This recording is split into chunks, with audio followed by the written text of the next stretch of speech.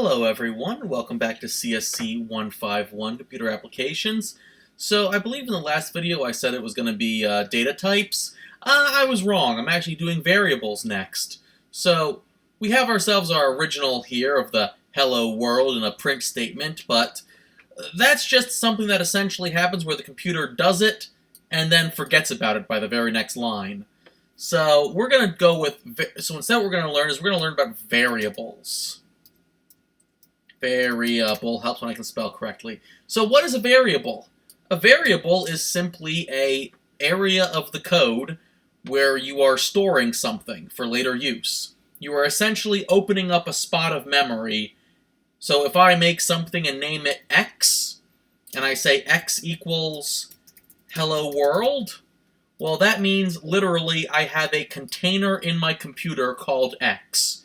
And then when I go to print out X, it'll go and find what was inside of it. Oh, you told me to print out X. Okay, what was in X? X was hello world. In theory, when I print this out, it still says hello world, it still works. But let me just do hello world 2 just to prove the point. There we go, hello world 2. So I saved the variable, and then later on in the code, used it. And if I were to, go and print this again, it would still remember it later on as well. So it's just I'm storing something in memory, and I just happen to name it X. I could have named this anything. I could have named this, lava, rainbow, Jenga pieces, and as long as my variable is the same name, this will still work. Actually, let me just get rid of that just to make sure that it says something different. And it still worked. As long as this name and this name are the same thing, it'll make sense. The minute there's any typo, like maybe I use a lowercase l instead of an uppercase L, now these two items are not the same thing. And it goes through an error and it'll say, hey, lava rainbow Jenga pieces is not defined on line 6. There's line 6. It's telling me this guy's not defined. So, capital L, now it understands it, and it runs and it works. Now, for the sake of this, I will say, name your variable something that makes sense. If you're having something along the lines of like, price equals $500, tax equals, 3%, and then, the total equals, price, times, 1, actually I should probably do this as a 1.03, there we go, price times tax, that makes sense. But if I were to switch this to, panther, spatula, and unicorn, I mean, this is not going to make much sense. So name things that make sense when it comes to actually storing up spots of your memory. For the sake of these examples, I'm probably going to just generally use X, Y, and Z. Why? Because, it requires the least amount of typing on the keyboard. But I recommend you guys, if you're trying to enter a username and a password, you probably want to name those things username and password. Now, there's a couple of rules. You can't have, a space in between a name. It's not going to let it go. But if I get rid of the space, it'll work. Now, of course, I obviously haven't printed anything, so it's printing nothing. But it's running the code. And then, also, don't name it something that already exists. You can't name a variable print, because print already exists. You can't name it if, because if already exists. You can't name it for, because for already exists. You need to name it something original. So, my word of advice, make sure you do that.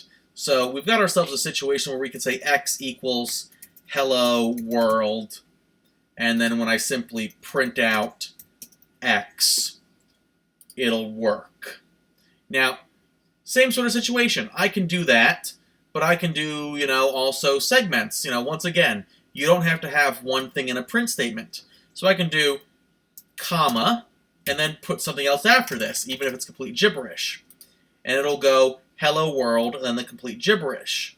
The difference is hello world will be remembered by the computer, and the gibberish will not, because the gibberish was not inside a variable. Now, I can even do math equations with this. So maybe I want, hello to be one thing, and then y to be equal world. Whoop, whoop, whoop, whoop. Use your quotes, David. And I can do simply, x plus y. And it'll give me hello world. Now, obviously, it literally put the two strings literally together, so I probably want to have a space at the end of hello or before world to then get hello world as two different words. Or, instead of using a plus, I could use a comma. Comma will automatically put a space between it, but will also, do this and show you that there's more than one thing in your print statement, because it's not a math equation. And of course, the same rule also exists with numbers. I could change this to a number, and I'll get 75 world. And I can do the same thing over here, 75 100. And I can switch this to a plus, and now I'll have x plus y, which is 75 plus 100, should give me 175. I can even do it like this, where I can say z is equal to, x minus y, which should give me negative 25, and I can just print out z. And there it goes, negative 25. And we could just keep going more and more and more and more on this, and simply say stuff like, full-on equations where we say, the sum of, and I'll say x, and then I'll put this in quotes because I want this to be an actual plus sign, not mathematics, plus y.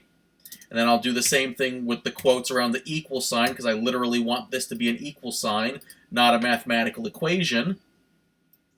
And then I'll do over here x plus y.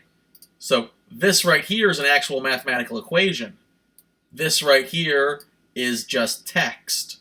This right here is just text. So what I've got is text, number, text, number, text, math equation.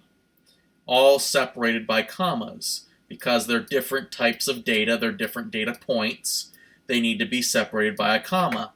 And if I hit play, there it is. The sum of 75 plus 100 equals 175. It can still do the math equation and remember the parts individually and do print statements all in the same line. We can all do that like that.